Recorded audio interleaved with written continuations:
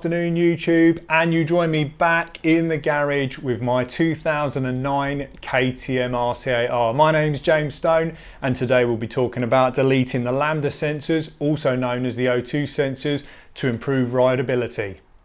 So we'll talk about what the O2 sensors are and the benefits of removing them. Now, what I will stress straight from the go is they're actually normally quite beneficial and they do work really well in most applications. Never had any issues with something like my Gixxer 600 with them, but the issue with them on big twins or big capacity single cylinder engines, so like on this bike you've got 600cc per cylinder, is when it comes to emissions they can be hard to still make them user friendly. So what we're going to do in today's video is actually delete the Lambda sensors, and this is more in preparation for when I go to get it remapped in a couple of months time, which we'll touch on towards the end of the video. But in today's video, like I say, you've got two Lambda sensors, one for the front cylinder, one for the rear, and their job is just to make sure the bike runs as cleanly as possible and also make sure that the emission side of things all passes for the Euro emissions when these were released. So firstly, where are the Lambda sensors based? Well, I'll do a close-up now. Basically, you can see as the exhaust comes out the cylinder head, you're greeted by these probes that go into the exhaust. And as I said, the idea behind them is that they make sure the bike runs essentially as lean as possible without cutting out to comply with emissions regulations all across Europe and the rest of the world. Some states in America, like California are really strict on emissions. So you do need to make sure, obviously, a manufacturer, that they're going to pass that. So the idea of a Lambda sensor is to keep the air fuel ratio at about 14.5 AFR. Now, for those of you that are pretty much how I was when I first got into engine tuning, that's very lean, really lean. And the idea is that it makes sure that when you're riding along, things like birds and squirrels don't fall out the trees behind you, which is great for getting the bike sold in countries. But what the drawback to that, especially on a big twin like this, is it can make it very snatchy, it can make the power surge, so it's not something that we want to keep in this application. Officially, yes, it probably shouldn't be on the road, like I say, because it then doesn't comply with the emissions regulations. So as we've said in a few other videos, we obviously always refit this stuff if we're going to use the roadworthy bike again. But as I said, the idea will be that by disabling those, the bike then stops trying to go into an emission-friendly mode. And what that is that mode only works at around 50% throttle, between sort of 1500 RPM up to about 5000 RPM. Once you come away from that throttle parameter, the Lambda sensors don't do anything. It's preset fueling on air temperature, throttle position, and manifold pressure. So they are purely there just to make sure that the bike's clean on throttle positions that you use most of the time. Now, for those that have watched the review video, unfortunately, when you're at 3000 RPM and you're coming round and roundabout on this thing, any movement in the throttle and it feels like it either wants to chug or surge with the power. So I've done a lot of research into it, and as I said, bikes like my Gixxer 600 don't seem to have any issues with it all, but it seems a really popular upgrade on the RC8. And when we go to get it tuned, it's going to be best to have all that removed along with the secondary air system, which I'll discuss in the next video in preparation for making this thing an absolute banshee, but also a lot easier to ride. If you've read the reviews on this, and again, if you've watched my first video, they're not the easiest thing round town. They're not most forgiving, especially on very small throttle inputs, like say small mini roundabouts. It can feel like very uncomfortable doing that sort of RPM and very light load. So we're obviously going to fit the kit today and we'll see what it's like on the road. Like I say, for £25 just to disable them, I thought it's got to be worth a shot. I've read so much that they're really beneficial to a lot of these big twins.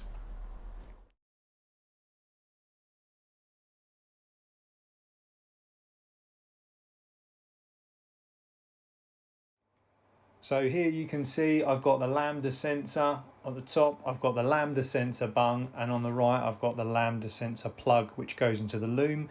The reason this is there is that it then tells the ECU that everything's working fine. So if you do just install the bungs and not the correct connector, you will get an FI light on your dash constantly every time you ride the bike. So it's certainly worth making sure you do it properly with the kit that includes all the items to do that.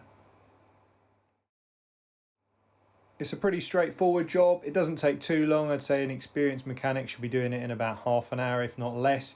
The guide does go through all the steps, and like I say, there's nothing really too daunting. You've just got to make sure that the ignition is off. If you want full peace of mind, obviously disconnect the negative from the battery, but I had no issues with just powering the bike down, as I said, from the key.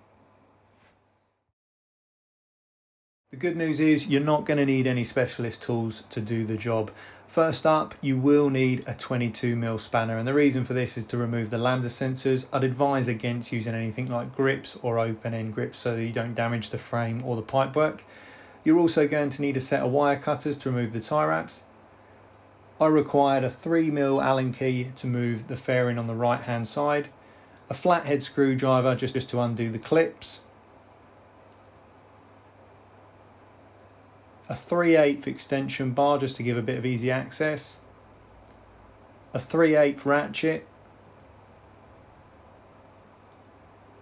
a T25 Torx bit, also known as a star bit, an 8mm Allen key which was required for the Lambda bungs,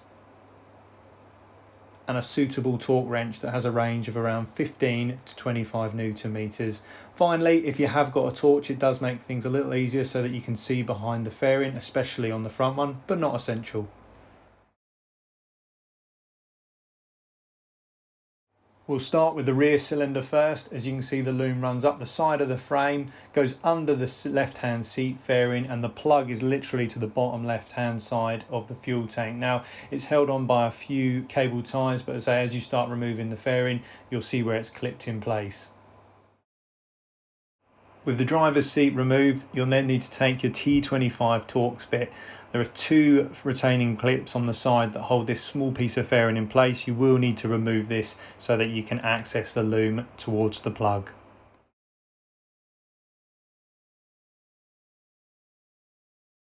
With the fairing now removed, it's held on by a rubber grommet on the lower section. You can simply pop this back and then you should be able to see the rear cylinder Lambda sensor shown here. It's just a case of pulling the loom backwards and then just undoing that connector.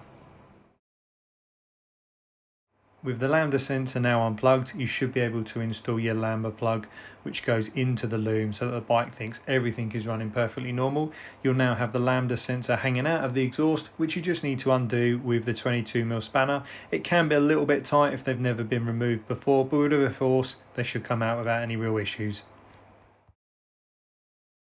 With the Lambda sensor removed, carefully place it to one side, trying to avoid dropping these because they are quite delicate, and obviously if you ever decide to return the bike back to standard, they're not cheap to replace. Next, take your exhaust bung along with the copper sealing washer that's included and screw this into the place where the Lambda sensor once went. Now unfortunately I couldn't find an official torque setting online. Typically Lambda sensors for me in the past have been between 15 to 20 Newton meters. Again, I have no guarantee of this, especially for the Aquapovic titanium exhaust, but I had no issues doing mine up to 20 Newton meters, and I'm happy to report even after the ride they haven't come loose or moved. That's the rear Lambda sensor delete completed. Now you can put that part of the bike back together and move your way around to the right hand side fairing to do the front cylinder Lambda sensor delete.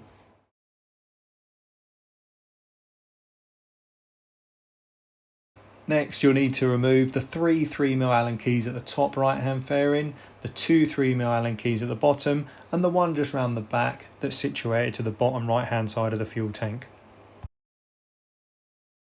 With the fairing screws removed, you should now be able to wiggle the right fairing out of place, and you'll then be able to see the front Lambda sensor located just on the back of the downpipe.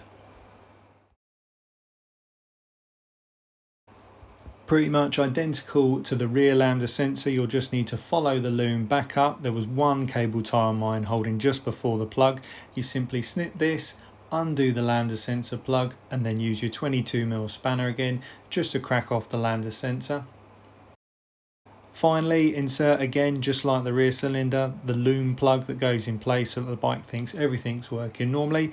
On mine, I actually used the original tie wrap mounting point and installed that on the Lambda sensor plug just to make sure that obviously it was all tidy and out of the way, because you don't want that falling onto any part of the exhaust manifold.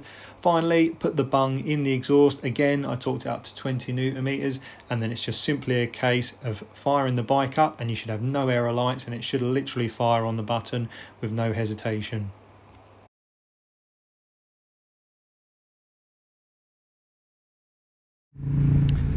So we are back out on the road after fitting the Lambda sensors. Now, for those watching the rev counter, 3000 RPM is normally where I would keep this, because if you go below that, it was just an absolute little pig all it wanted to do was buck. It just didn't want to be like in that RPM range at all. But now I'll slow it down. Let's go down to 2000 RPM. So this normally it would just kangaroo. We're at 2000 RPM, roll on the throttle. It's a little juddery, but no kangarooing, no bucking. I'll show you again. Whereas this is something that was really bad before. As soon as you got down to say 2.5, as I mentioned in the intro video, so well low in the RPM, roll on the throttle, little buck, but look at that. It's almost usable. I'll go up through the box at that RPM. No juddering at all. So for me, has the £25 Lambda sensor modification been worth doing? 100%. So again, another situation, following another car, for example, say they slowed down, traffic would appear. Normally I'd drop it to bring it up, but now roll on the throttle again. Much better. Really made a big difference. You can see obviously the mirror shaking. It doesn't want to be at that RPM, whereas before it's hard to relay it in the video, but essentially it was just bucking backwards and forwards being around that RPM, whereas now I feel I could happily just let it roll down and I have no issues. That before would have been a bit touch and go on the throttle, but look, complete response from it, which is just beautiful. So yeah, really chuffed. Hope you guys enjoyed the video.